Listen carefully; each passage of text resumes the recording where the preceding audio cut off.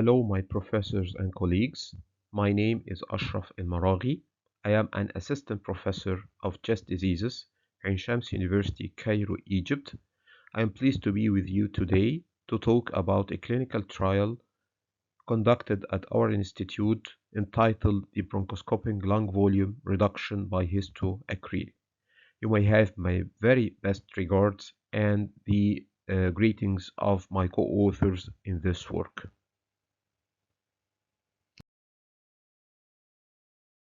As a start, many clinical trials stated that lung volume reduction surgery improves dyspnea, exercise capacity, and quality of life and reduces mortality in some emphysema patients.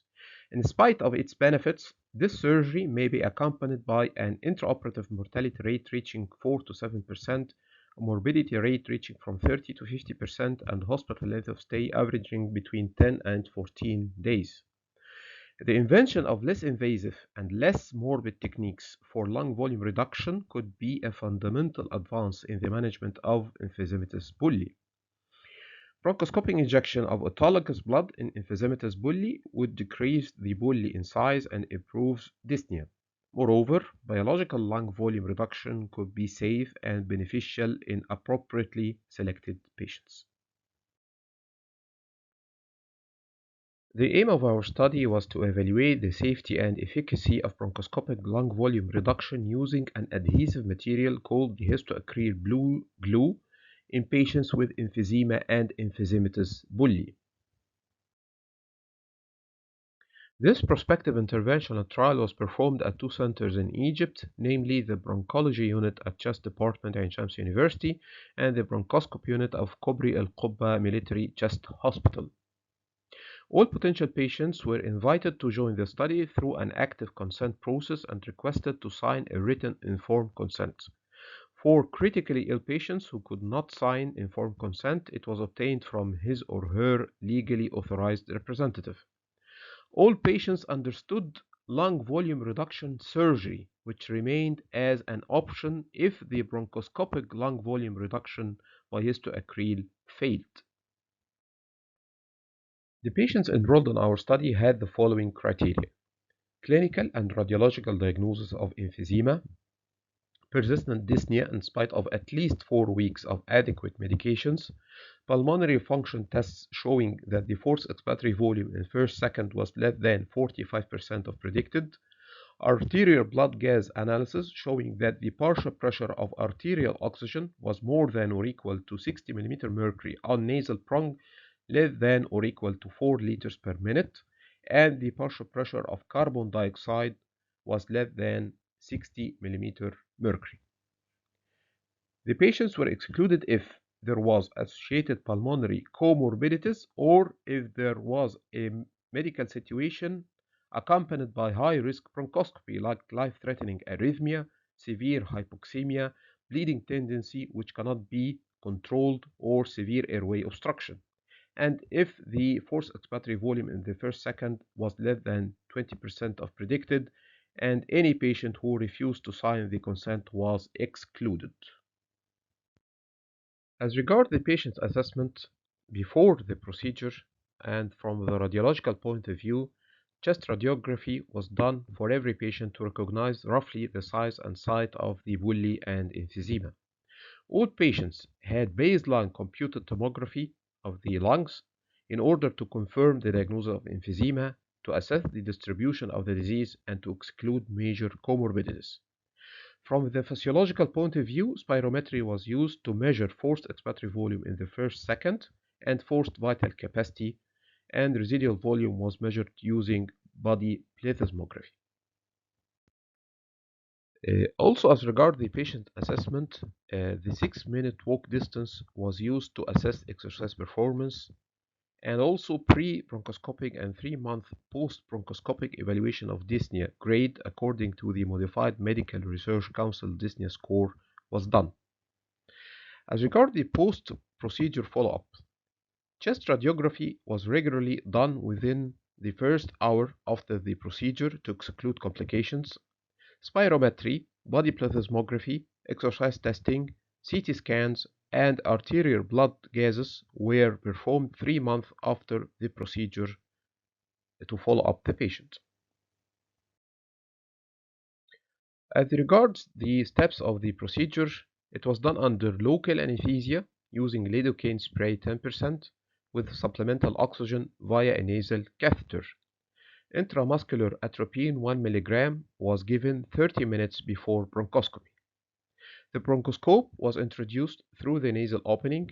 It was advanced to reach the targeted segment of the bronchial tree that was delineated radiologically, and then it was wedged to the targeted segmental bronchi.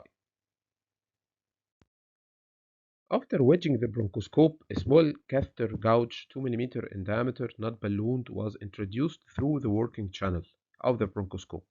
And when its tip appeared at about 1 cm distal to the tip of the bronchoscope, the histoacryl blue glue was injected through the catheter after mixing it with the same amount of lipidol, which acted as a lubricant to the catheter wall that facilitated transfer of the histoacryl blue glue through it and delayed the coagulation of histoacryl blue glue until it reached the target segment.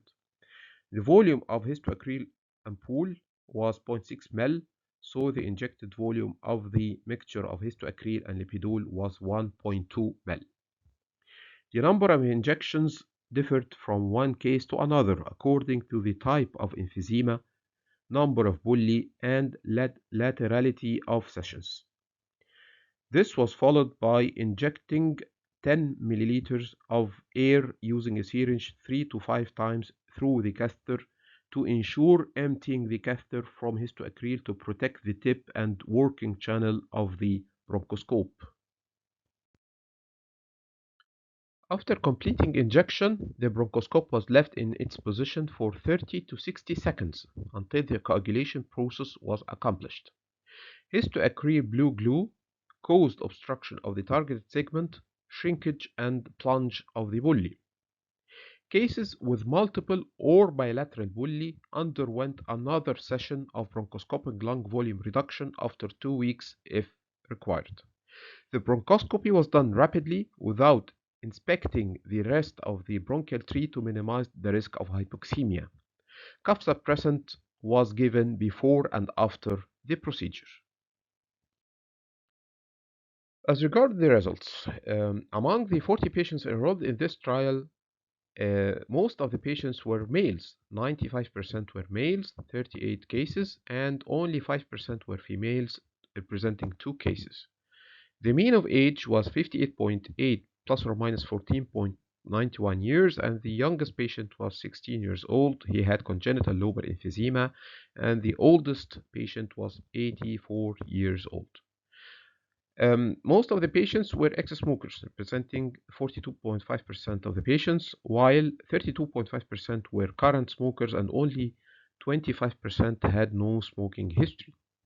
The maneuver was done for 27 cases with diffuse emphysema and 13 cases with bulli. 6 of them had single bulli and 7 had multiple bulli.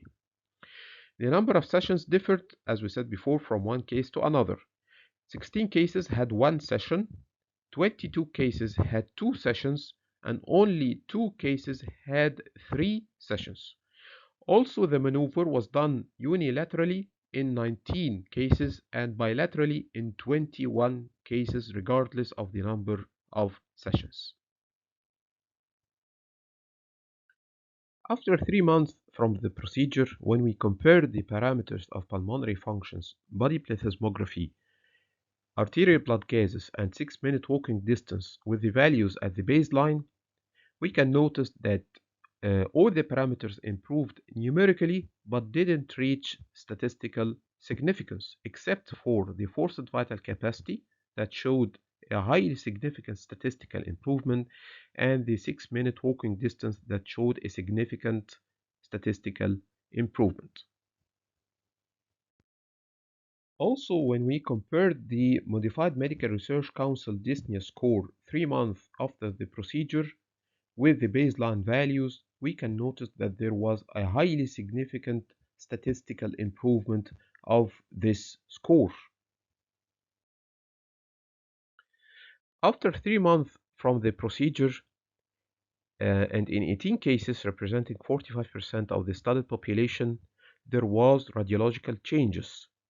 Most of them was in the form of atelectasis, suggesting possible reduction in the size of the bulli, while in 22 cases, representing 55% of the total study population, there was no radiological changes 3 months after the procedure.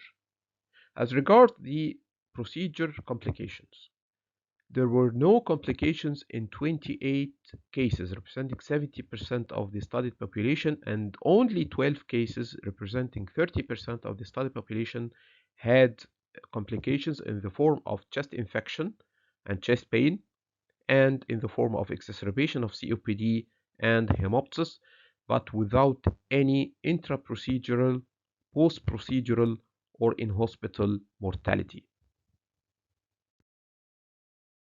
So, from the above results, we can conclude that bronchoscopic lung volume reduction therapy using histoacryl blue glue is quite endured and safe in cases with emphysematous bulli and diffuse emphysema.